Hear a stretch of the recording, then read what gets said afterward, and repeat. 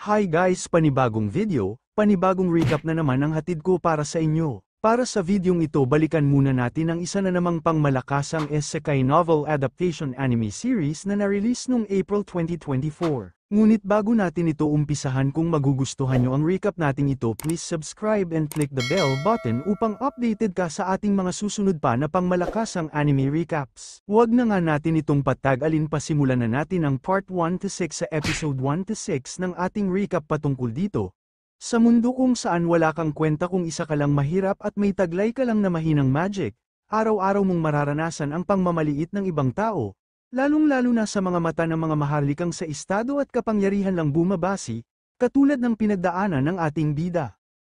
Kung saan dahil sa isa lang siyang commoner at may mahinang magic, hirap at sakit ang dinanas niya sa mga maharlika, na dumating na sa puntong pinahirapan at balak na siyang paslangin ng isang prinsipe sa harap ng mga natutuwang mga maharlikang tao.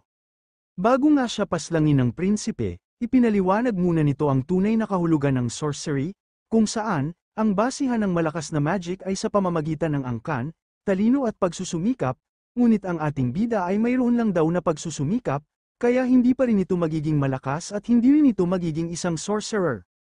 Kaya hinayaan muna ng prinsipe na atakihin siya ng ating bida ng isang beses gamit ng magic, ngunit nang ginawa ito ng ating bida, kakapiranggat lang ng magic ang lumabas mula sa kanya at tanging kakaunting bahagi lang ng kasuutan ng prinsipe ang natamaan nito.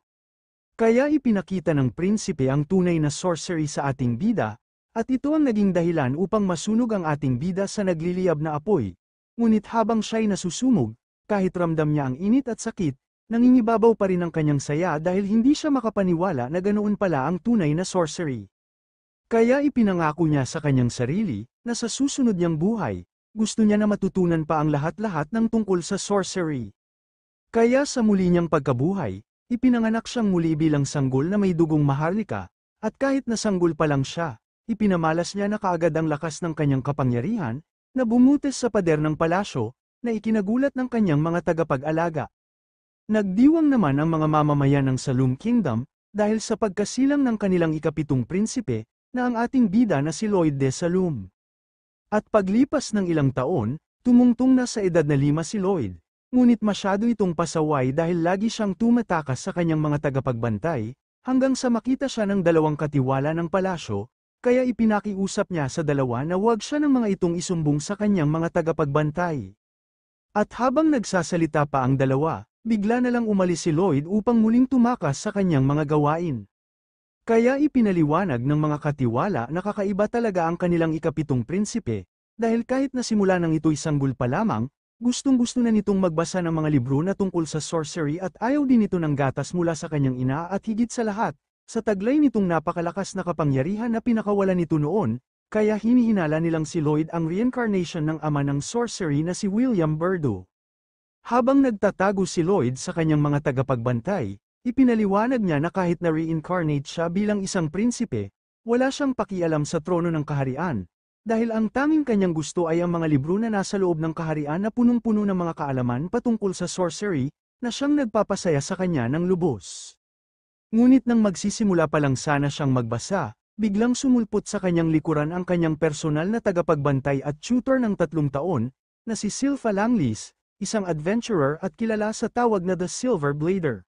Sa pagsisimula ng kanilang pagsasanay sa paggamit ng sandata, kahit ayaw, ay walang magagawa si Lloyd dahil kailangan niya itong gawin, kaya bigay todo niyang nilabas ang kanyang buong makakaya upang talunin agad sa laban si Sylpha, ngunit masyado itong malakas at mabilis, bukod dun hindi rin ito pinagbibigyan si Lloyd sa laban. Kaya upang makasabay, kahit na alam niyang pandaraya ang kanyang gagawin, gumamit na lang si Lloyd ng magic, upang kopyahin ang bawat galaw ni Sylpha dahil gusto niya kasi na matapos agad ang kanilang pagsasanay upang makapagbasa na siya kaagad ng mga libro.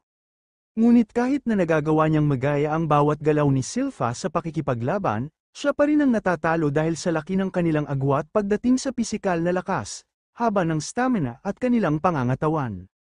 Dahil dun, kahit pa alam niyang sobrang pandaraya na ang kanyang gagawin, para lang muli siyang makasabay sa laban kontra kay Sylpha, gumamit muli siya ng magic na tinatawag na biotic growth physical enhancement, upang pansamantalang mapalaki ang ilang bahagi ng kanyang katawan at upang hindi ito mapansin ni Sylpha gumamit siya ng levitate.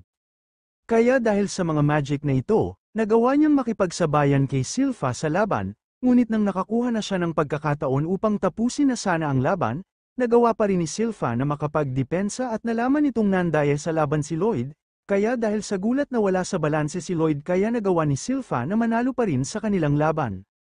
Nalaman ni Silpha na nandaya si Lloyd dahil madali lang kay Silpha na makaiwas sa mga pag-atake ng ating bida at pansin niya rin ang paghaba ng sandata ni Lloyd na ginamitan nito ng magic. Ngunit imbes na madismaya si Silpha sa ating bida, lubos pa itong natuwa dahil nagawa ni Lloyd na makapagpalabas ng dalawang uri ng magkaibang spell ng sabay at magamit ito sa laban, nang walang anumang naging problema, na kahit ang mga Royal Sorcerer ay nahihirapan na gawin ang bagay na yun. Ngunit ang hindi alam ni Silpha, na hindi lang dalawang spell ang nagawang magamit ni Lloyd sa laban kundi apat, at dalawa dito ay class control spell at ang physical enhancement spell.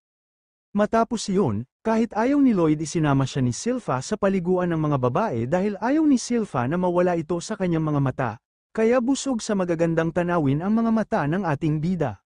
Habang nagpupumiglas na makawala si Lloyd kay Silpha, naikwento ng kanilang mga kasama ang kasaysayan kung saan isang demon ang nagdala ng panganib sa buong kaharian ng Salum, at dahil sa sakripisyo ng isang magiting na sorcerer, naikulong nila ang demon na may pangalang Grimoire, at ayon sa kwento, matatagpuan ito sa ilalim ng palasyo sa isang basement. Nasabi naman ni Silpha na ang bagay na yun na isa lang na kwento at walang katotohanan lalo pat bakit naikukulong pa mismo ang demon sa ilalim pa ng palasyo, kaya isa lang daw itong kasinungalingan.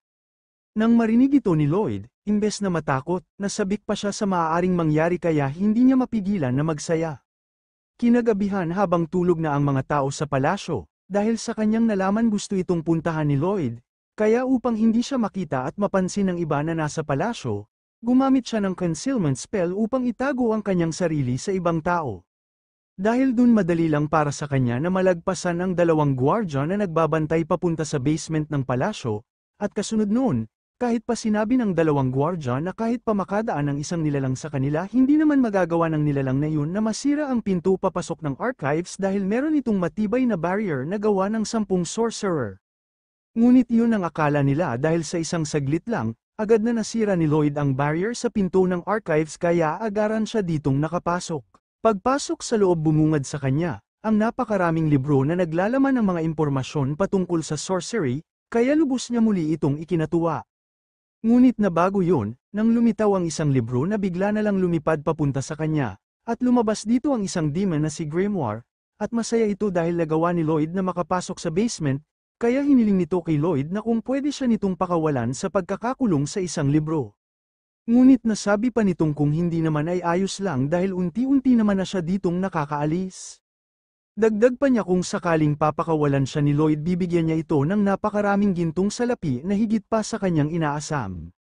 Ngunit nilapitan ito ng ating bida at tiningnan nito ang gintong salapi at madali lang niyang napag-alaman na gawa lang sa magic ang salapi gamit ang creation spell, kaya kinabahan si Grimoire kay Lloyd dahil sa husay nito sa pagsusuri ng spell.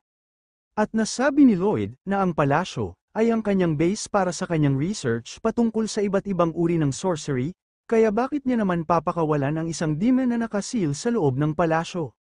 Nang marinig ito ni Grimoire, pilit niyang kinumbinsi si Lloyd na pakawalan siya ngunit hindi ito pinapakinggan ng ating bida, hanggang sa nasabi ni Grimoire na marami siyang alam patungkol sa lost magic, kaya kung papakawalan daw ito ni Lloyd, tuturuan niya ito ng kanyang lahat ng alam patungkol sa lost magic. Sobra namang natuwa at nagalak ang ating bida nang marinig niya ang patungkol sa lost magic, kaya pumayag ito sa gustong mangyari ni Grimoire. Dahil dun, gamit ang magic, lumikha siya ng isang susi at ito ang kanyang ginamit upang tuluyan ang pakawalan ang demon sa pagkakakulong nito ng mahabang panahon sa loob ng isang libro. Matapos yun tulad ng ipinangako ni Grimoire, tinuruan niya si Lloyd ng lost magic ngunit hindi simple na pagtuturo lang dahil literal na tinuruan niya ito ng lost magic, na direktang tumama sa ating bida at ang spell na ito ay tinatawag na Arctis Obscura, na siyang sumira sa buong paligid ng basement. Ngunit inakala ng demon na madali niya lang nanapas lang si Lloyd ngunit nagulat siya nang makitang walang naging epekto kay Lloyd ang kanyang ginamit na spell dahil sa lakas ng barrier na nilikha ng ating bida. Bukod dun, madaling naunawaan ni Lloyd ang ginamit ng demon na isang uri ng lost magic, kaya nagpaulan pa ito ng maraming spell na pareho sa ginamit niya kanina. Ngunit wala pa rin yung kwenta sa lakas ng barrier ni Lloyd.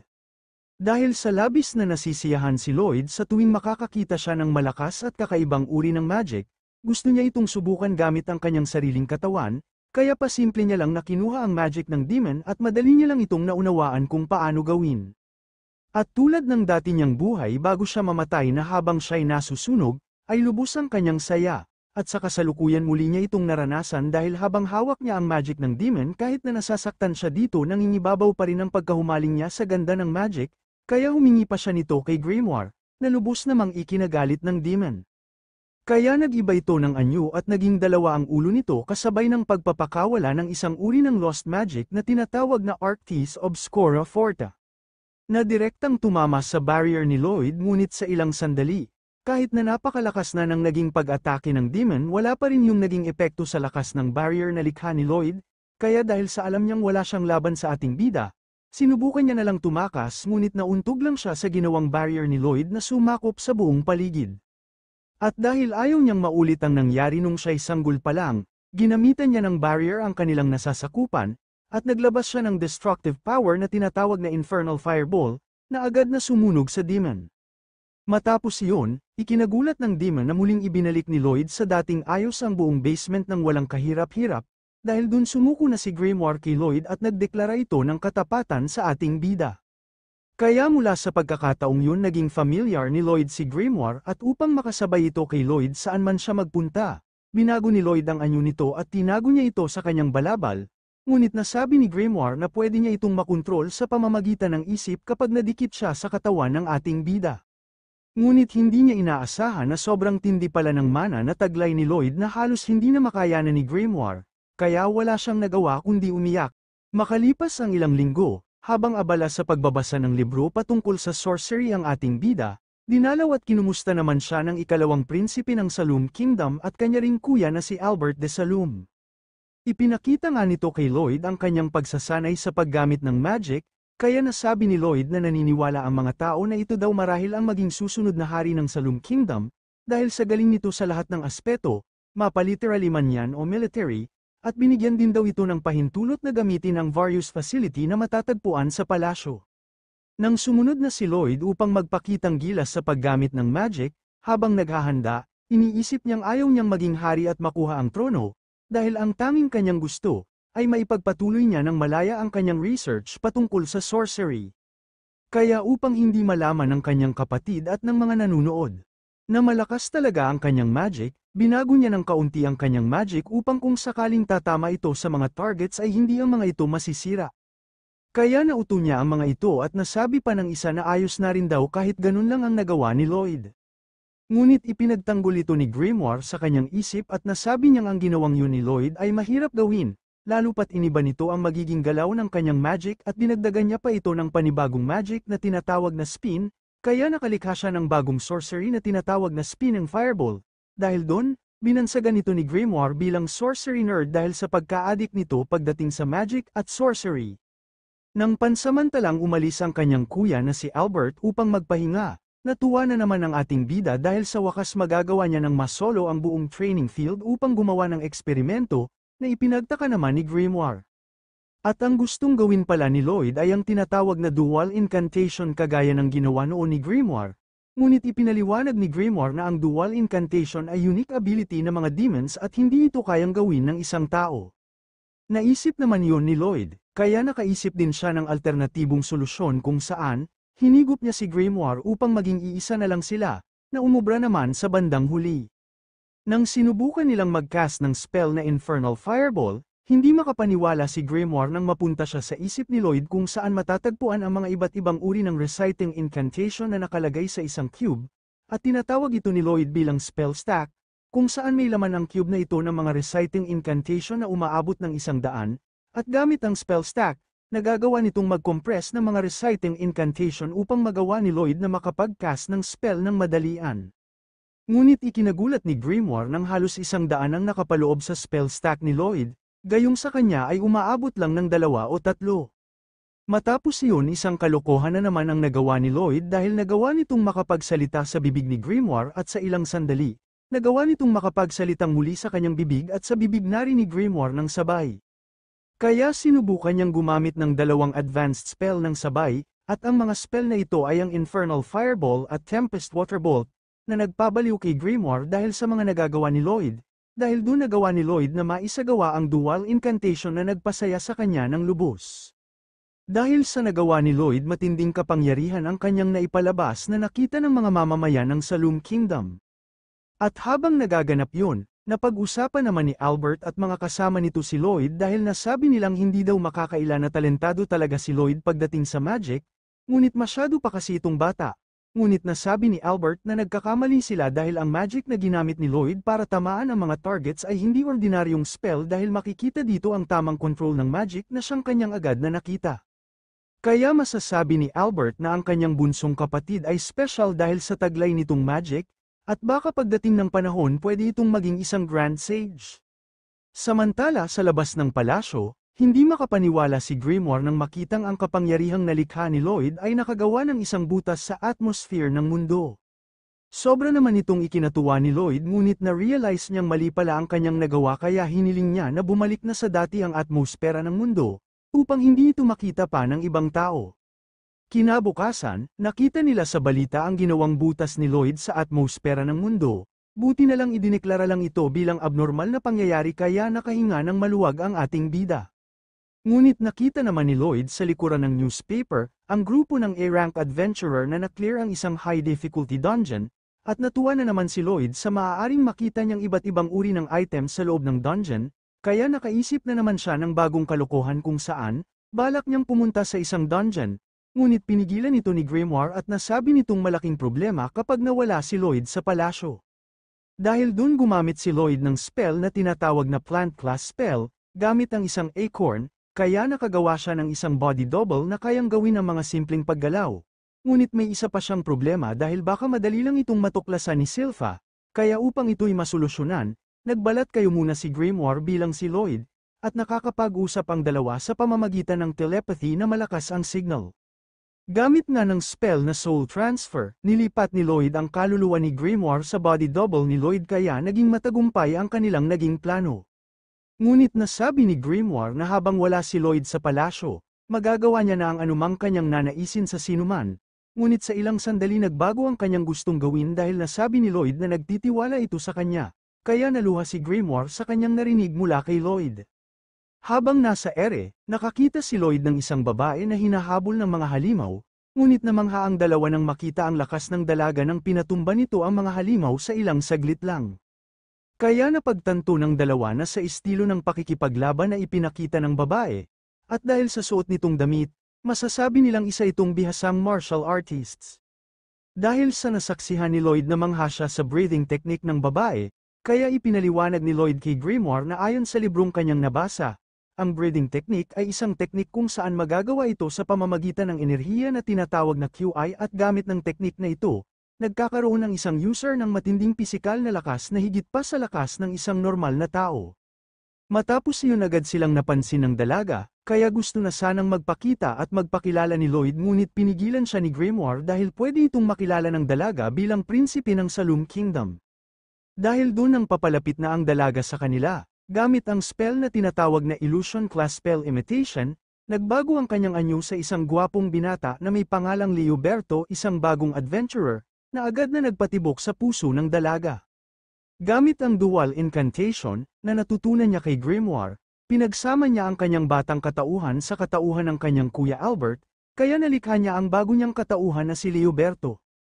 Dahil dun nagpakilala sa kanya ang dalaga bilang Thao, isang B-rank adventurer at bihasa sa martial arts. Pinuri naman ni Grimoire si Lloyd dahil sa perpekto nitong pagbabalat kayo na dumating pa sa puntong na in love agad sa kanya si Thao at sa tagal-tagal daw ng panahon sa wakas nakakita na siya ng perpektong lalaki, kaya gusto niya itong maging kasintahan. Gusto naman sanang magpatulong ni Lloyd na maklear ang isang dungeon ngunit naisip nitong baka abala pa si Thao sa ibang bagay. Ngunit agad itong sumama kay Lloyd dahil syempre may gusto na ito sa ating bida. Kaya pagpasok sa loob ng dungeon, nagpakitang gilas si Thao kay Lloyd sa pamamagitan ng pagsapak nito sa mga halimaw na kanilang nadadaanan, ngunit hindi ito pinansin ni Lloyd dahil tanging mga items lang sa loob ng dungeon ang kanyang gustong makita. Habang nagpapahinga, habang ikinikwento ni Thao kay Lloyd ang tungkol sa kanyang breathing technique, Laking gulat niya nang makita na nagawa ni Lloyd na magawa ang breathing technique sa isang try lang, ngunit hindi pa ito kumpleto dahil sinubukan niya lang na kopyahin ang ginagawa ni Thao sa teknik nito. Ngunit nagulat pa rin si Thao kay Lloyd dahil matinding training dapat ang pagdadaanan bago tuluyang matutunan ang breathing technique, at kung agad-agad itong susubukan pwede itong mag-cause ng pagkasunog ng lalamunan. At dahil sa gustong-gusto ni Lloyd na matutunan ang QI, pumayag si Thao na turuan ito ng kanyang nalalaman sa paggamit ng QI at kung paano ito matututunan. Kaya ipinagpasalamat ito ni Lloyd na lalong nagpa-inlove sa dalaga, kaya lubos itong nataranta. Samantala, hindi naman inaasahan ni Grimoire na agad na magpapakita si Silpha, kaya lubos niya itong ipinag-alala. At matapos matalo ni Thao ang dungeon boss sa pamamagitan ng QI Blast, natagpuan nila ang isang treasure chest, kaya nasabik si Lloyd sa kung ano ang nasa loob nito. Ngunit nang ito'y buksan ni Thao, muntik na itong tamaan ng isang pag-atake na nagmula sa treasure chest, buti na lang agad itong nailigtas ni Lloyd. Ngunit dahil doon nagpakita sa kanila ang tunay na dungeon boss na isang uri ng lich. Dahil sa lakas ng presensya nito ikinabahala ito ni Thao, kaya dahil sa ayaw niyang madamay at masaktan ng kanyang Prince Charming which is ang ating bida, gumamit si Thao ng breathing technique upang atakihin si Lloyd upang agad niya itong mapalabas ng dungeon na ipinagpaumanhin ni Thao at mag-isa nitong hinarap ang leech dahil akala niya na mahina lang at walang laban sa boss ang ating bida. Gamit ng magic, agad na umatake ang leech kay Thao ngunit mabilis naman itong naiwasan ng dalaga, ngunit naisip nitong bakit may isang leech na naninirahan sa isang low-level dungeon at kasing lakas pa ito ng mga A-rank adventurers. At habang binibigyan ni Thao si Lloyd ng oras upang makalabas ng dungeon, ayaw naman ng ating bida na umalis sa lugar dahil gusto pa nitong matutunan ng QI, at maraming bagay pa daw ang gusto niyang makita sa loob ng dungeon, kaya gumamit siya ng isang barrier upang ito ang kanyang magsilbing preno para huminto siya sa paglipad at nadamay pa nga ang dalawang demon dahil nakaharang kasi ang mga ito sa daan. Nang tuluyan na siyang makahinto sa paglipad, gusto niya muna sanang humingi ng isang opinyon kay Grimoire kung ano ang kanyang magandang gawin sa kanyang sitwasyon, ngunit laking gulat niya nang makita niyang nanghihina si Grimoire, at pinapauwi na siya nito sa palasyo kasabay ng paghingi niya ng tulong sa hindi malamang dahilan, na siya namang ikinabahala ng lubos ng ating bida. Samantala, lubos naman ang nahihirapan ng dalaga sa pakikipaglaban nito sa kaharap nitong leech dahil sa lakas na taglay nito. At marami na din siyang naging pinsala dahil sa sunod-sunod na pag-atake sa kanya ng boss. Kaya dahil sa hindi niya kayang manalo sa leech naisip niya na lang na unti-unting umatras at lumayo. Ngunit laking gulat niya, nang magawa ng leech na makapagsalita at alam pa nito ang teknik na ginagamit ni Thao sa pakikipaglaban. Kaya nasabi nito kay Thao, na sa nakaraan, mayroon na rin siyang nakalaban na may parehong teknik kagaya ng sa dalaga, kaya kinain niya ito at lahat ng napapadpad na mga adventurer sa dungeon, ay kanyang kinakain at sa pamamagitan ng pagkain niya sa mga ito, nakukuha niya ang bawat skills at abilities ng mga ito. At sa kasalukuyan ng magawa ni Lloyd na makaiwas sa kanyang pag-atake, nakakasigurado siyang malakas ito, kaya gusto niya rin itong kainin, ngunit nang marinig ito ng dalaga at dahil importante sa kanya si Lloyd, nag-umpisa na siyang magseryoso kaya gamit ang breathing technique, agad na siyang umatake sa leech. Ngunit nagawa ng halimaw na ito'y mapigilan gamit ang ginawa nitong barrier, ngunit walang pakialam ang dalaga sa barrier ng leech at nagsagawa pa siya ng sunod-sunod na pag-atake, at dahil gustong idamay ng leech si Lloyd, lubos itong ikinagalit ng dalaga, kaya hindi siya tumigil sa pag-atake hanggang sa magawa niyang mabutas ang barrier ng leech at mapatalsik niya ito gamit ang isang QI blast. Ngunit ang naging kapalit ng kanyang mga pag-atake, lubos siyang nanghina at hindi niya na kayang lumaban pa. Kaya sinamantala ito ng leech upang tuluyan na siya nitong tapusin.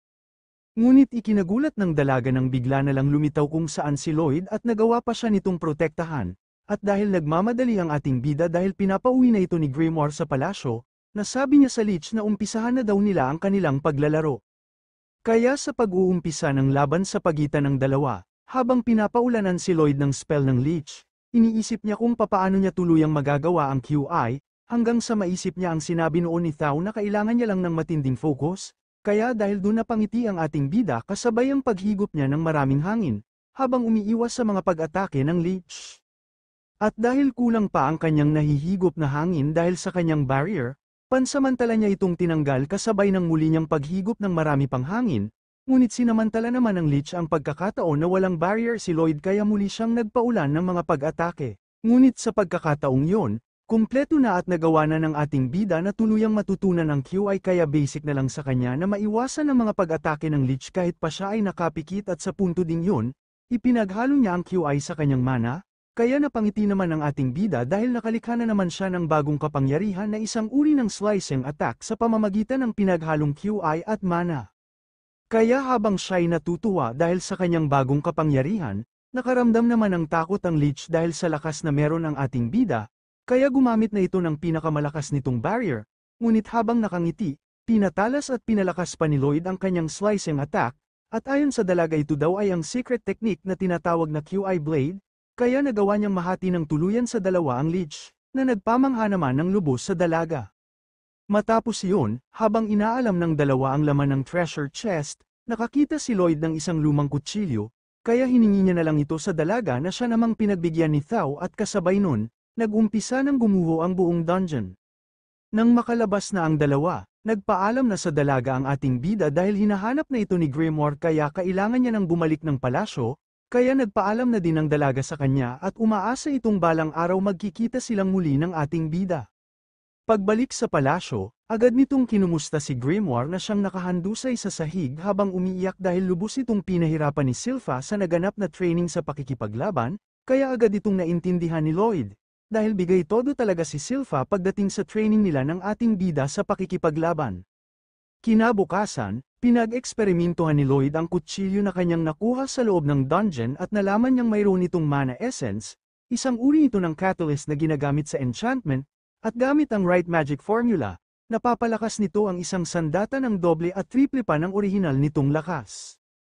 At base sa pag-aanalisa ng ating bida, ang enchantment na nakalagay sa lumang kutsilyo ay isang boost power, kaya upang mas lalo pa nila itong maunawaan, sa tulong ni Grimoire, nag-umpisa na silang mag-aral ng enchantment magic.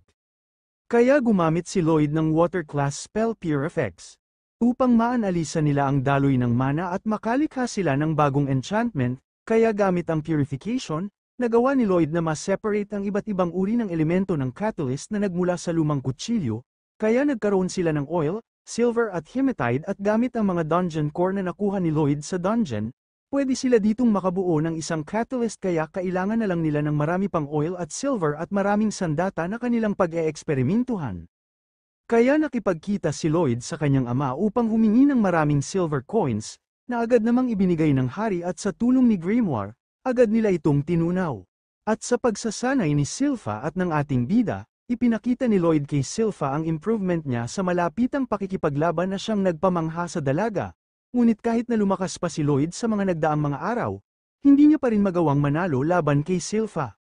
At ayon sa kanilang napagkasunduan bago magsimula ang kanilang laban kung magagawa ni Lloyd na matalo sa laban si Silpha bibigyan ito ng dalaga, nang hinihingi nitong oil. Ngunit dahil nakita ng dalaga na habang tumatagal mas gumagaling si Lloyd sa pakikipaglaban, kahit na natalo ito, binigyan pa rin ito ng dalaga ng hiling nito na oil, kaya lubos itong ipinagpasalamat ng ating bida bago ito tuluyang umalis. At matapos iyon, pumunta naman si Lloyd sa kanyang kuya Albert upang humingi ng mga sandata na kanyang lalagyan ng enchantment. At lubos itong ikinatuwa ni Albert dahil gusto ni Lloyd na magsagawa ng enchantment magic kahit sa mura nitong edad, kaya hiniling niya sa kanyang mga kawal na ibigay ng mga ito ang mga sandata na kailangan ni Lloyd. Kaya kahit alam ng mga kawal na mahirap gawin ng enchantment magic, wala silang magagawa kundi sumunod sa utos ng prinsipe, kaya ibinigay nila ang lahat ng sandata na hinihingi ng ating bida. Kaya dahil kumpleto na ang mga kailangang materials ng ating bida, isinagawa na nila ang paglalagay ng enchantment sa bawat sandata, ngunit hindi ito naging madali, dahil sa kaunting pagkakamali lang agad na nasisira ang sandata, ngunit hindi sumuko si Lloyd sa paglalagay ng enchantment sa bawat sandata at todo cheer pa si Grimoire at ang body double ni Lloyd para maging matagumpay lang ang paglalagay ng enchantment. At sa ilang oras na pag-e-enchant ng mga sandata, sa 120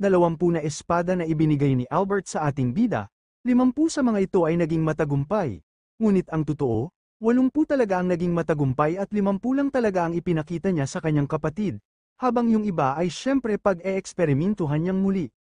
Hindi naman makapaniwala si Albert sa nagawa ng kanyang bunsong kapatid dahil kahit ang first-rate enchanter ay may success rate lang na 10%, at ang nagawa ni Lloyd ay hindi kapanipaniwala, kaya nakumpirma niyang iba talaga ang talento ni Lloyd pagdating sa magic.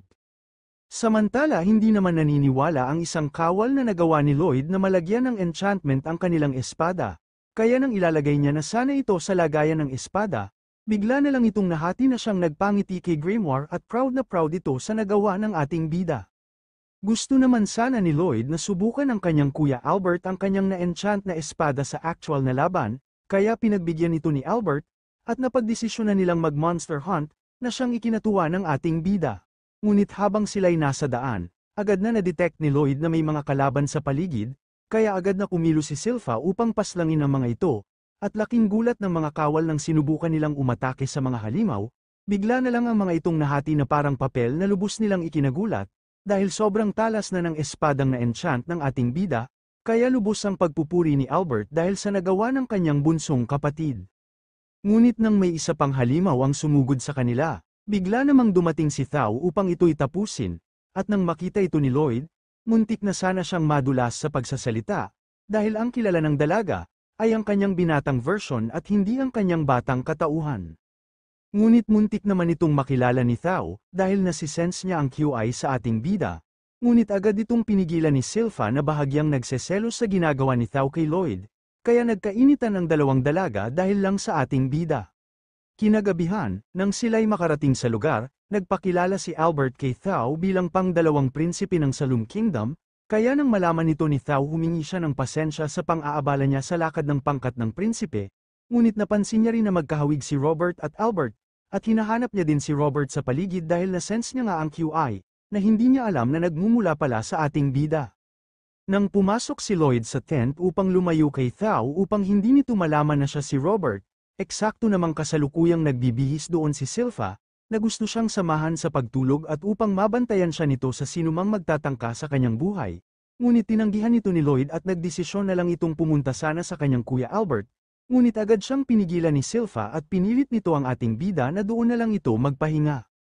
Habang nagpupumiglas ang ating bida kay Silpha, sakto naman ang pagdating ni Thao sa eksena, kaya nagulat ito sa kanyang nakita, ngunit muling nagalit si Silpha sa dalaga kaya hinagisan niya ito ng patalim na nasalo naman ni Thao. Ngunit nang mag-away si Silpha at Thao sa labas ng tent habang walang saluwal, laking-laki naman ang mga mata ng mga kawal dahil sa kanilang nakikita, habang nasabi naman ni Albert na maswerte si Lloyd dahil pinag-aagawan siya ng mga dalaga, ngunit huwag itong magsaya, dahil habang tumatagal lalong nakakatakot ang mga ito lalo na kapag nagagalit. Habang patuloy ang away ng dalawa dahil pa rin sa ating bida, napansin naman ng dalawa na pinagmamasdan sila ng mga kawal, na may manyak na mga kaisipan, kaya pinatulog muna ng dalawang dalaga ang mga ito.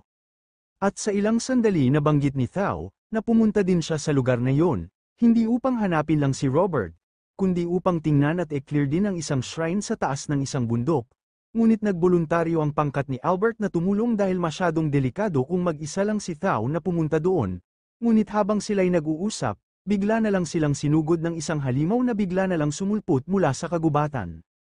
Kaya upang masubukan ni Albert ang sandatang na enchant ni Lloyd para sa kanya, agad niya itong ginamit at sa pamamagitan nito, lumikha siya ng isang spell na tinatawag na Perlance and Sinis, na siyang agad na tumapos sa buhay ng halimaw. Ngunit agad silang naharap sa isang problema dahil ayon kay Grimoire, nakasil ang isang demon sa sirang shrine sa taas ng bundok at dahil sira na ang shrine na yun, maaring nakawala mula sa pagkakasil ang demon na nakatira doon, na bahagya namang ikinagulat ni Lloyd. At nagkatotoo nga ang nasabi ni Grimoire dahil muling nabuhay ang halimaw na napaslang na ni Albert, at nasa loob nito ang isang demon na si Fazuzu, na may kakayahang magpasunod ng mga halimaw sa pamamagitan ng pag-transmute nito ng kanyang strings of mana patungo sa mga halimaw, upang magawa niya ang mga itong makontrol na parang mga puppet, at sa pamamagitan din ng kanyang abilidad, kahit anong pag-atake ang gawin nila sa mga halimaw patuloy pa rin itong magre-regenerate hanggat may mana ang demon na si Fazuzu.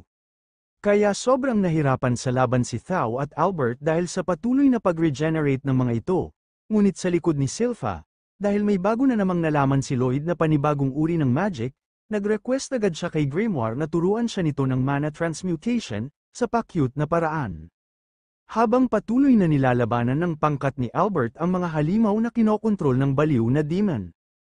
Ininsulto naman nito si Silpha at Lloyd, na nagtatago lang daw sa likod na parang mga duwag lalong-lalo na ang ating bida na isa lang daw na uri ng basura, kaya napiko na sa kanya ang dalaga, Kaya agad naramdaman ni Thao ang tindi ng masamang aura na pinapakawala ni Silpha, kaya nagpaalam si Silpha kay Lloyd na kung pwede nitong tapusin ang pagmumukha ng kaharap nilang demon, na agad namang pinagbigyan ng ating bida. Kaya mula sa puntong yon, kahit pa isang ancient demon na maituturing si Fazuzu, walang pake sa kanya si Silpha dahil ang tanging nasa isip lang ng dalaga sa mga oras na iyon ay paslangin siya, dahil sa pang-iinsulto nito sa kanyang master which is ang ating bida. Kaya dahil nasa estado na si Silpha ng pagiging seryoso sa laban, kahit na inatake na ito direkta ng demon, pinutol lang nito ang mga paa ng halimaw, na lubos na ikinagulat ng lahat lalong-lalo na ang kaharap nilang demon. Ngunit gamit ang regeneration ability nito, agad nitong naibalik ang naputol na mga paa ng kanyang sinasakyang halimaw, ngunit ang naging kapalit nito, humina ang regeneration ability niya sa kanyang mga puppet, kaya iniutos ni Albert na patuloy lang itong atakihin ni Silpha hanggang sa tuluyan itong manghina at maubusan ng mana, na siya namang sinunod ng dalaga. Samantala habang patuloy ang laban sa pagitan ng demon at pangkat ni Albert, busy naman si Grimoire sa pagtuturo ng mana transmutation sa ating bida, at sa ilang saglit lang hindi pa man nagtatagal, nagulat si Grimoire na nagawa agad ni Lloyd ng perpekto ang mana transmutation, sa maikling panahon lang.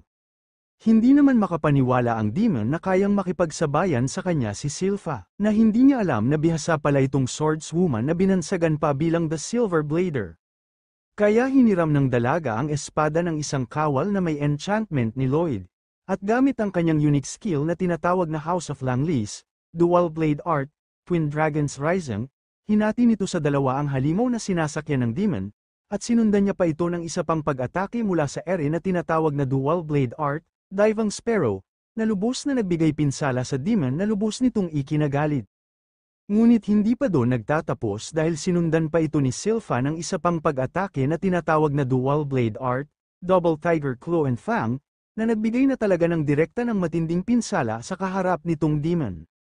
At dahil sa mga ipinakita ni Silpha sa laban kontra sa demon, hindi makapaniwala ang lahat sa lakas na kanyang taglay. Maging si Grimoire na isa ding ancient demon ay nabigla at natakot sa kanyang nasaksihan, ngunit hindi ang ating bida dahil simula pa lang noong una, alam niya na ang lakas na taglay ng dalaga. Matapos hiwa-hiwain ni Silpha ang baliw na demon, gamit ng kanyang tatlong unique skill na signature skill ng kanyang pamilya, inakala niyang talo na ang demon at wala na itong ibang magagawa pa, kaya masyadong naging kampante si Silpha sa naging sitwasyon, at hindi niya alam na may itinatago pang alas ang baliw na demon.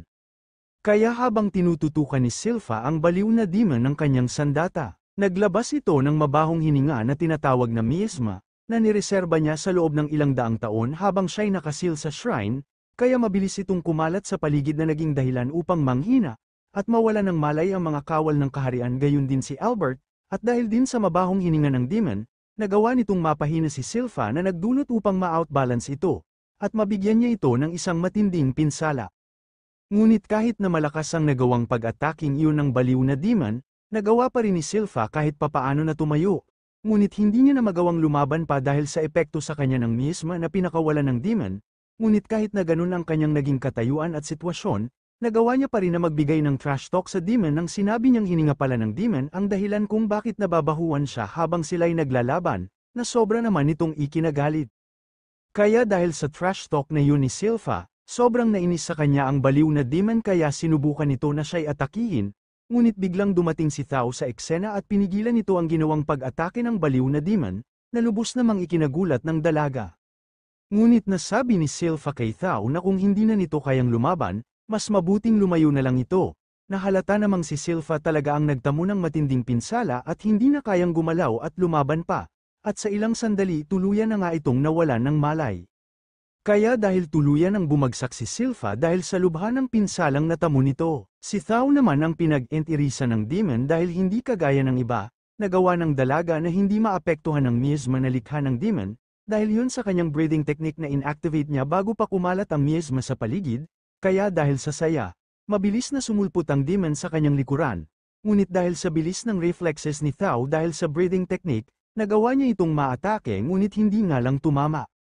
At bumawi ang demon ng isa pang pag-atake na nagpaangat kay Thao sa ere, at doon na ito nakatanggap ng isang matinding pinsala na bigay ng demon, at dahil sa pinsalang yun na kanyang natamo, bumilis ang pagkaubos ng kanyang breathing technique, kaya dahil sa technique na yun ng dalaga, Gusto ng baliw na demon na may manyak na pagmumukha, na ito'y kanyang maging minion o tauhan, hanggang sa araw na ito'y mamatay. Ngunit hindi pumayag ang dalaga sa gustong mangyari ng demon, kaya binigyan niya ito ng isang solid hit, kasabay ng kanyang unique skill na tinatawag na Thunder Quick Pulse, na direktang tumama sa pagmumukha ng baliw na demon. Ngunit dahil sa lakas ng skill na kanyang pinakawalan, mabilis nitong inuubos ang kanyang breathing technique, kaya nasabi niya sa kanyang isip na dapat niyang panatilihin ang kanyang technique upang kanyang ma-counter ang mga gagawing pag-atake ng baliw na demon, ngunit naisahan siya ng demon ang magpalabas ito ng isang halimaw sa mismong kanyang kinatatayuan, kaya nagawa siya nitong mabihag gamit ang malaking bibig ng isang halimaw. At mula sa puntong yun, upang magawa ng demon na gawing kanyang tauhan ang dalaga, naglabas siya ng isang skill na tinatawag na Maximum Domination Miasma, na mabilis na kumalat sa buong paligid. At dahil sa skill na ito na pinakawalan ng demon, nagawa nitong alisin na ng tuluyan ang breathing technique ng dalaga, at tuluyan na niya itong makontrol, ngunit dahil sa paninindigan ni Thao na sa kanyang puso, tanging si Robert lang ang kanyang gusto, which is ang totoo ay ang adult version ng ating bida, naniniwala ang dalaga na pupunta ang kanyang Prince Charming sa lugar na ito, upang bugbugin ang baliw na demon, kaya dahil sa paniniwalang yun ng dalaga, hindi nagawa ng demon na ito'y kanyang makontrol, kahit pa sa lakas na ng miasma na kanyang pinakawalan, at nagdesisyon pa ang dalaga na magpakain na lang sa halimaw kaysa sa maging tau-tauhan ng manyak at baliw na demon. Kaya ikinagulat ito ng lubos ng demon at hindi niya akalain na magagawa iyon ng dalaga, ngunit naisip niyang siguro ganun talaga ang gagawin ng mga mahihinang nilalang, ngunit mabuti na rin daw ang nangyari dahil ang kanyang tunay talagang pakay ay si Silpha, dahil sa lakas na ipinakita nito sa naganap na laban sa pagitan nilang dalawa. Kaya habang walang malay ang dalaga, sa pamamagitan pa rin ng manyak nitong pagmumukha at sa mabahong hininga pa rin na inilalabas nito, puwersahan nitong ipinaamoy sa dalaga ang miasma na kanyang inilalabas upang magawa niya itong kanyang maging tauhan at mapasunod niya ito sa kanyang mga gustong mangyari. Ngunit naudlot ito nang hinarap na siya ng ating bida na alam na ang kanyang kakayahan, dahil sa pamamagitan ng mabahong hininga nito na tinatawag bilang miasma, nagagawa nitong makontrol ang mga halimaw na ginamitan niya ng kanyang skill, kaya inamin nito sa ating bida na pinaslang niya ang mga magulang ng mga halimaw sa gubat at ang mga anak nito ang ginawa niyang tauhan upang pagdating ng panahon magawa niya ang mga itong magamit laban sa sangkatauhan. Ngunit bigla na lang naputol ang kanyang saya nang ma-realize niyang hindi naaapektuhan si Lloyd ng miasma na kanyang likha. At isa pa napansin din nito si Grimoire na kapwa niya demon, at ininsulto nito si Grimoire dahil nagtatago na daw ito sa maliit nitong anyo at naging sunod-sunuran na daw ito sa ating bida. Ngunit kahit napikan si Grimoire sa mga banat sa kanya ni Pazuzu, pinigilan niya ang kanyang sarili na ito'y turuan ng leksyon, dahil ibibigay niya na lang kay Lloyd ang karangalan, na ito'y tuluyang paslangin. Ngunit agad na gumawa ng isang pag-atake ang demon sa pamamagitan ng kanyang mga halimaw na kanya pa ring kinokontrol. Ngunit kinontra ito ni Lloyd sa pamamagitan ng kanyang bagong natutunan na tinatawag na mana transmutation, at gamit ito, binisualize niya ang magiging anyo ng kanyang gagawing senaryo, at inadjust din ito ang output ng kanyang mana para sa gagawin niyang anyo. At sa ilang saglit, naglabas siya ng isang hardin na puno ng mga bulaklak at may sariwang hangin, na naging dahilan upang masapawan ng kanyang magic ang mabahong hininga ng demon at makawala sa kontrol nito ang mga halimaw. Kaya ikinagulat ng demon na nagawa ni Lloyd na matanggal sa kanyang kontrol ang mga halimaw, at inutos din ng ating bida sa isang halimaw na iluwan nito si Thao na agad naman itong sinunod, kaya nangako ang ating bida sa dalaga na siya na ang bahalang gumanti sa ginawa sa kanya ng baliw na demon. Hindi naman makapaniwala ang demon na malakas pala ang magic ng batang kanyang ininsulto, kaya dahil doon, muli itong naglabas ng mabahong hininga upang masapawan lang ang magic na likha ni Lloyd. Ngunit kabaliktaran pa ang nangyari dahil ang demon pa mismo ang sinugod ng mga halimaw na dati niyang kontrolado, na ngayon nasa panig na ng ating bida, at pinagtulong-tulungan na ng mga ito ang baliw na demon dahil sa ginawa nito sa kanila.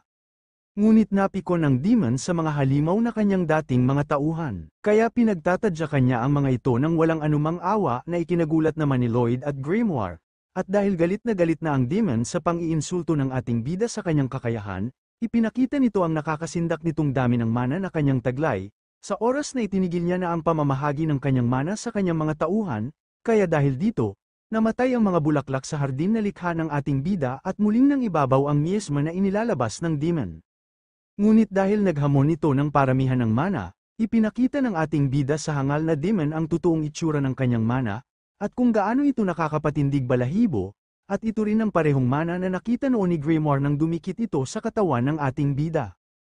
Kaya ikinatuwa na naman ng ating bida ang naging sitwasyon dahil matagal niya nang gustong pumaslang ng isang nilalang at nasasabik ito dahil matutupad na rin sa wakas ang kanyang matagal nang gustong gawin. Dahil doon, sa isip ni Grimoire, sa wakas nalaman na din ni Pazuzu ang agwat ng lakas nito sa taglay na lakas ni Lloyd dahil kung ang magiging basihan ay skills, abilities, magic at dami ng mana, wala itong magiging panama sa ating bida, dahil ang lahat ng mga katangian na iyon, ay taglay ni Lloyd. Kaya gamit ang mana na ipinalabas ng ating bida, lumikha si Lloyd ng mga magic barrier upang magawa niyang mahuli ang demon na sinusubukan pang tumakas, kagaya ng ginawa noon ni Grimoire nang mapagtanto nito ang taglay na lakas ng ating bida.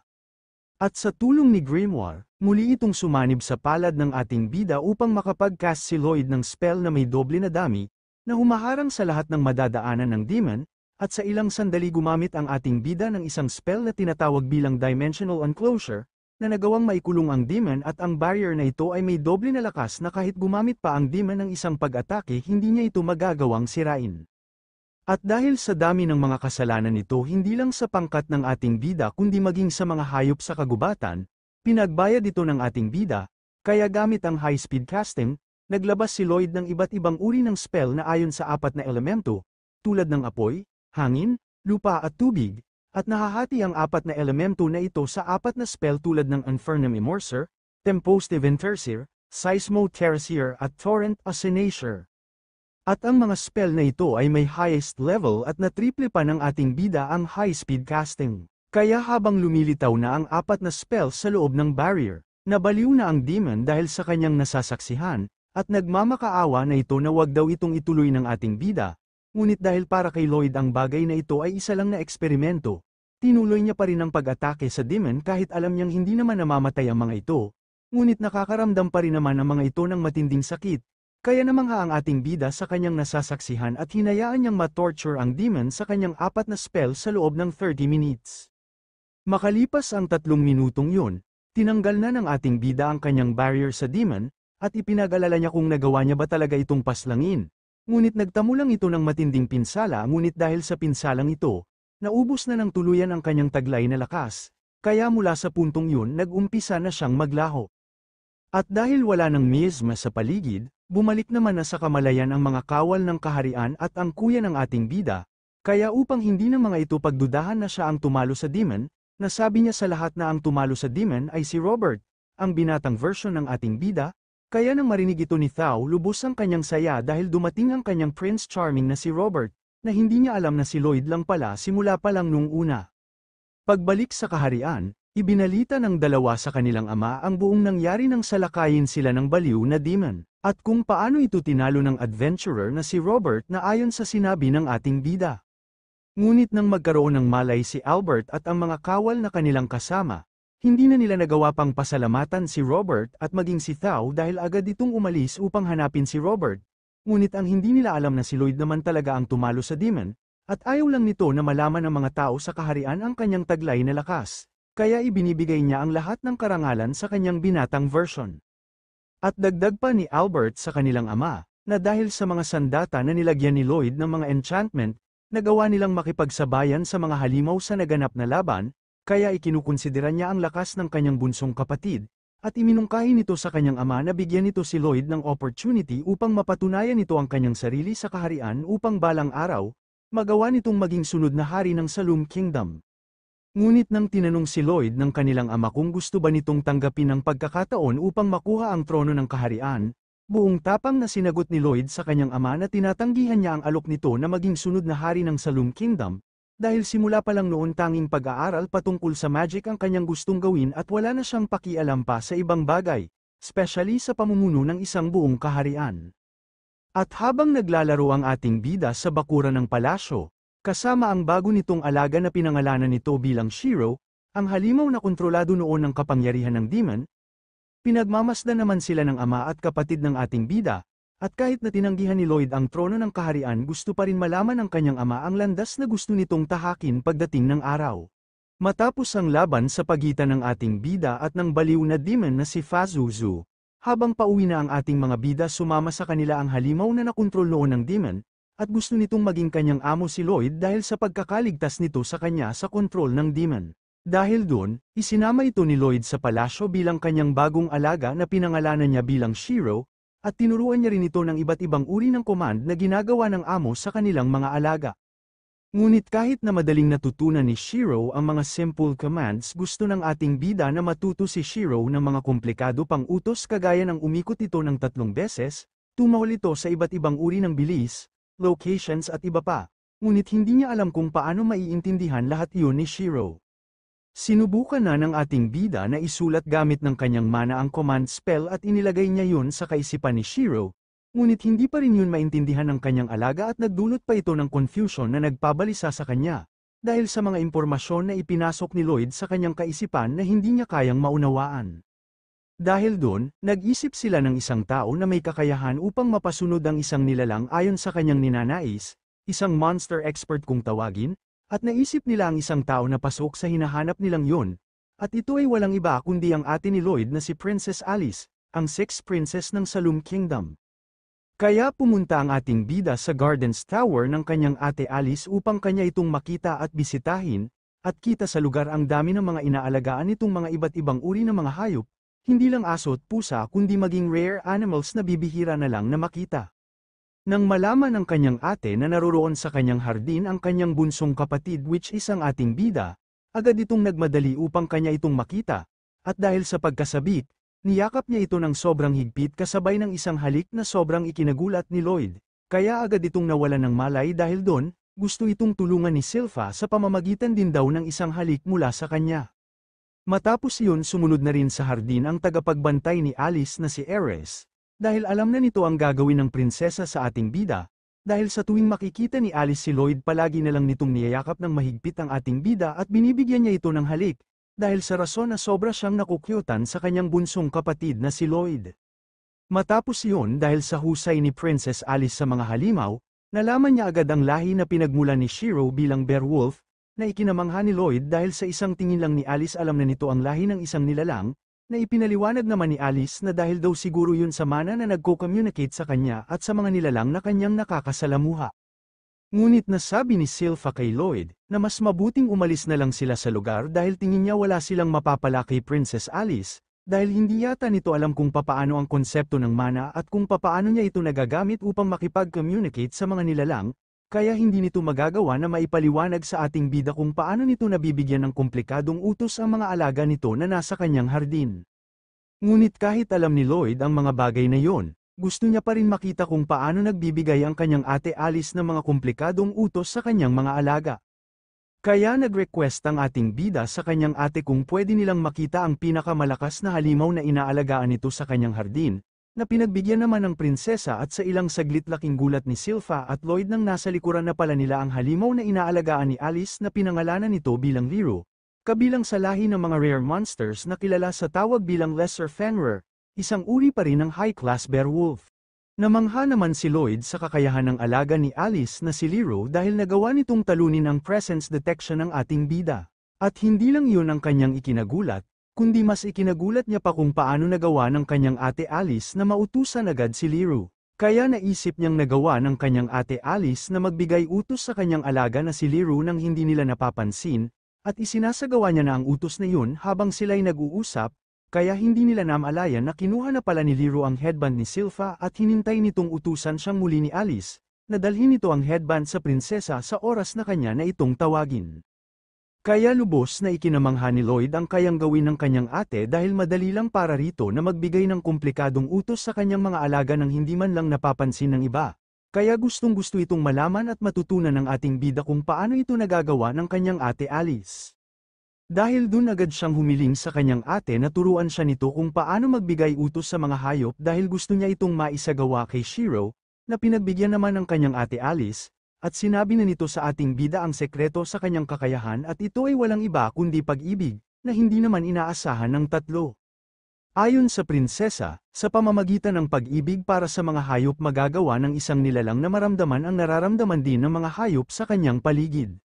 At magagawa niya rin ang mga itong maintindihan at maunawaan, ngunit hindi naniwala si Silpha at Ares sa pinagsasabi ng prinsesa patungkol sa kanyang kakayahan, Kaya iminungkahi ng dalawa sa ating bida na wala silang mapapala sa prinsesa dahil masyadong sabik lang ito sa mga hayop. Ngunit hindi nito alam kung paano niya talaga nagagawa ang communication sa pagitan niya at ng mga hayop sa kanyang hardin, na ikinayamot naman ng prinsesa. Ngunit dahil sa mga salitang nabanggit ng prinsesa habang ito'y nagpapaliwanag, sa wakas naunawaan na rin ng ating bida ang tunay na konsepto ng communication sa pagitan ng amo at ng kanyang alaga. Kung saan ang ginagawa ng kanyang ate Alice, ibinabahagi nito ang kanyang kalooban sa kanyang mga alaga, kaya nararamdaman ng mga ito ang nararamdaman din ng kanilang amo, at sa pamamagitan ng mana, naipapasa niya sa kanyang mga alaga ang kanyang kalooban at nilalaman ng kanyang kaisipan na siyang direktang nakakonekta din sa mga kaisipan ng kanyang mga alaga, dahil doon nagagawa niyang magbigay utos sa pamamagitan lang ng kanyang isip na automatic nang naipapasa sa kanyang mga alaga. Sa madaling salita, nagagawa ng kanyang ate Alice na direktang maikonekta ang kanyang kaisipan sa kaisipan ng isang nilalang sa pamamagitan ng mana. Kaya isinagawa na ito ng ating bida, at una, imbes na magsulat siya ng utos na gagawin ng kanyang alaga which is si Shiro, mag-iisip na lang siya ng senaryo na gagawin na lang ng kanyang alaga, at pangalawa kapag natapos niya ng maisip ang senaryo na gagayahin ni Shiro ikokonekta niya naman ang kanyang isip sa isip ni Shiro sa pamamagitan ng mana, upang maipasa niya sa kanyang alaga ang senaryo na kanyang nilikha, at kapag naipasa niya na yun sa kaisipan ni Shiro madali na lang para rito na ito'y gayahin at gawin, na naging matagumpay naman sa bandang huli. Ngunit lubos naman itong ikinayamot ng kanyang ate Alice dahil hindi daw yun ang paraan upang magbigay utos sa mga hayop kundi ang ipinaglalaban nitong pag-ibig para sa mga hayop. Ngunit naintindihan nito ng ating bida at ipinaliwanag niya sa kanyang ate Alice na importante naman talaga ang pagmamahal para sa mga hayop, kaya nga taglay ng prinsesa ang ganitong kakayahan kahit na hindi niya alam kung paano niya ito nagagawa, dahil noon pa man biniyayaan na ito ng ganong kapangyarihan dahil sa pagmamahal nito para sa mga hayop na kanyang nakakasalamuha. Dahil sa nasabing yun ng ating bida, nag-trigger ito para magustuhan siya ng tatlo lalong-lalo na ang kanyang ate Alice. Matapos yun habang sila'y nasa hallway ng palasyo para sana sa sword training ng ating bida, biglang dumating ang Kuya Albert ni Lloyd at gusto muna nitong hiramin ang kanyang bunsong kapatid sa pagbabantay ni Silpha, na ikinagalit lang ng dalaga dahil sa gustong gawin ni Albert, ngunit naitanong ni Lloyd sa kanyang Kuya Albert kung ano ang kailangan nito mula sa kanya, na sinagot naman ni Albert na may isang tao ang gusto itong makita, at ito ay walang iba kundi ang isa pang kuya ni Lloyd na si Prince Dayan, isang mahusay na blacksmith ng kaharian at ang ikaapat na prinsipe ng Saloom Kingdom. Noong nasa 10 taong gulang pa lang si Prince Dayan, nagawa na nitong maglakbay sa karatig nasyon ng Saloom Kingdom na kilala sa tawag bilang Bartharm, na sikat dahil sa husay ng mga taga rito pagdating sa paggawa ng iba't ibang uri ng mga sandata, at sa tagal ng kanyang pananatili sa bansang ito, naging interesado na rin siya sa enchanting, kaya nang malaman niya ang nagawa ni Lloyd sa mga espada ng bawat kawal, gusto niya itong makita gamit ng kanyang sariling mga mata, kaya inutos niya kay Lloyd na magsagawa ito ng enchantment sa kanilang harapan upang kanyang matiyak kung totoo nga ang kakayahan nito pagdating sa enchantment o pawang kasinungalingan lang. Dahil dun, hindi na tumanggi pa ang ating bida sa gustong mangyari ng kanyang kuya Dayan, kaya isinagawa niya na ang enchantment sa isang espada, habang iniisip naman ni Dayan na imposibleng magawa ni Lloyd ang enchantment sa kanyang murang edad. At isang kasinungalingan lang daw ang kakayahan nito pagdating sa enchantment, ngunit sa ilang minuto lang ng pagsasagawa ng ating bida ng enchantment, tuluyan niya na itong natapos na ikinabigla ng lubos ng kanyang kuya Dayan, kaya nag-iba ang ekspresyon ng mukha nito dahil sa pagkabigla, at nang tingnan nito ang espada, nagulat ito sa mga enchantment na nakalagay sa sandata tulad ng reinforced strength, reinforced elasticity, self-cleaning at self-repair. Kaya dahil sa mga nasaksihan niyang yun na ipinakita ng kanyang bunsong kapatid na si Lloyd, namangha siya sa abilidad nito kaya nasabi niyang sa tulong ng ating bida, magagawa niya ng makamit ang kanyang matagal ng pinapangarap, na makagawa ng isang ultimate spellbound sword, kung saan habang isinasagawa ng blacksmith ang pagsasabuo ng espada, kasabay nitong lalagyan ng enchanter ang sandata ng maraming advanced magic, at magagawa lang ito kapag nagtulungan ng isang enchanter at blacksmith sa pagbuo ng isang sandata na may taglay na pambihirang kapangyarihan. At ipinaliwanag ni Dayan kay Lloyd ang dahilan kung bakit gusto niyang bumuo ng ganoong sandata. Dahil noong nasa ganitong edad din siya kagaya ng sa ating bida, hindi siya biniyayaan ng talento pagdating sa sorcery, ngunit magkaganon man hindi ito ang naging dahilan upang sumuko siya sa kanyang pangarap, kung saan gusto niyang makagawa ng isang espada na may advanced magic na kayang maglabas ng isang matinding apoy na nakapalibot sa sandata, at kayang maglabas at mag-release ng apoy sa tuwing iwawasiwas ito ng user sa mga kalaban. At gusto itong gawin ni Dayan sa tulong ni Lloyd upang kanilang matulungan ang mga kawal na hindi biniyayaan ng kapangyarihan at nananatili pa rin na lumalaban para sa kaharian. Ngunit walang pake ang ating bida sa pangarap ni Dayan para sa kaharian. Dahil ang kanyang nasa isip ay masaya kung gagawin niya ang espadang yun bilang eksperimento, at dahil na rin nakuha ni Dayan ang kanyang atensyon sa paggawa ng isang ultimate spellbound sword, kaya tinanggap ni Lloyd ang alok sa kanya ng kanyang kuya Dayan upang bumuo ng ganoong sandata. Nang simulan na ng dalawa ang pagbuo sa espada, gumawa si Lloyd ng catalyst na may halong spell na tinatawag na Perlance Insinis, para sa fire magic na gustong isama ni Dayan sa sandata. At kinumpres lang ito ng ating bida sa dalawang parte. Ngunit nang ilagay niya na ito sa binubuong sandata, hindi nito kinaya ang bigat ng catalyst na inilagay ng ating bida, kaya naisip ng ating bida na hatiin na lang ito sa 4 na parte. Ngunit hindi pa rin yun naging sapat dahil sa bigat ng catalyst na hindi kinakaya ng melt steel bar, kaya kahit patuloy na i-compress ng ating bida ang mga spell sa loob ng catalyst, hindi pa rin ito magiging sapat upang magawa nila itong mailagay ng walang anumang naging problema sa binubuong espada. Kaya ipinagpaumanhin ni Lloyd sa kanyang kuya Dayan ang kanyang mga pagkakamali sa pagbuo ng tamang catalyst para sa espada, at maraming mana na rin ang kanyang nasayang dahil dito. Ngunit nang makita ni Grimoire ang ginagamit ni Lloyd na magic essence sa pagbuo ng catalyst, ibinahagi niya sa ating bida ang kanyang napansin sa magic essence, kaya nalaman nila ang dahilan kung bakit laging palpak ang kanyang pagbuo ng catalyst dahil binili lang pala ito ng kanyang kuya Dayan sa mababang halaga. Kaya nang magsagawa si Lloyd ng pag-aanalisa sa magic essence gamit ng spell na Unifex, nakumpirma niyang kulang pala talaga ang mga material sa pagbuo nito tulad ng hematite, na tanging makikita lang sa mga core ng mga halimaw sa loob ng isang dungeon. Kaya iminungkahi ni Silpha na pumunta sila sa isang dungeon upang kumuha ng hematite na kanilang kailangan, sa pahintulot na rin ng hari dahil sa pagharap nila sa mga halimaw nung nakaraan at magandang hakbang na rin daw ito upang makita ni Lloyd ang lawak ng mundo. Pagdating ng ating bida sa Adventurers Guild, agad na siyang nagpa-register sa receptionist bilang adventurer upang legal silang makapasok sa alinmang dungeon. Base sa misyon na kanilang tinanggap, ngunit nang balak na sanang sukatin ang magic level ng ating bida gamit ng isang magic crystal na kayang makita ang tunay na stats ng isang nilalang. Nangamba ang ating bida dahil pwede ng mga itong malaman ang kanyang tunay na lakas gamit ang magic crystal na ito, dahil sa tindi ba naman ng kanyang mana. Ngunit upang hindi nila ito malaman kinumpres ng ating bida ang kanyang mana upang hindi ito ma-detect ng magic crystal, at naging matagumpay naman ito sa bandang huli. Ngunit pinagtawanan lang ng mga extra sa kanilang likuran ang kanyang overall rating bilang E, ngunit namangha naman si Katrina dahil kahit na mababa ang stats ng ating bida pagdating sa ibang katangian, mataas naman ang kanyang stats pagdating sa magic na umaabot sa A, ngunit ipinag-alala pa rin ito ng ating bida dahil hindi pa rin pala sapat ang pag-compress niya ng kanyang mana ng halos 1% dahil naging malakas pa rin ang kanyang taglay na magic. Dahil naman sa papansin sa kanilang likuran ang mga extra, at gusto pa ng mga itong bastusin si Silpha, tinuruan ito ng dalaga ng leksyon dahil sa mga pangbabastos ng mga ito at pang-iinsulto ng mga ito sa ating bida, kaya nang ipakilala ni Katrina si Silpha bilang dating A-rank adventurer na kilala sa tawag na The Silver Blader, nagulat ang mga ito sa kanilang nalaman at agad ang mga itong humingi ng tawad dahil sa kanilang nagawa. Matapos iyon, naabutan naman ni Thao ang dalawa sa guild at balak din itong sumama sa gagawing misyon ng ating bida, dahil hindi niya mahanap sa kahit saan mang lugar ang kanyang Prince Charming na si Robert, kaya nasabi niyang bilang kapalit sa pagtulong niya sa ating bida dapat daw siya nitong ipakilala kay Albert at yayain ito sa isang date. Ngunit hindi ito pinansin ng dalawa at naghanap na lang sila ng kanilang magiging misyon, habang kinukuha naman ni Silpha ang balabal ni Lloyd na suot ni Thao, at sa ilang sandali nakahanap na sila ng kanilang magiging misyon. Kaya kasama si Shiro, pinasok nila ang isang dungeon kung saan naninirahan ang isang dungeon boss ngunit dahil alam na nilang nagtatago ito sa isang treasure chest,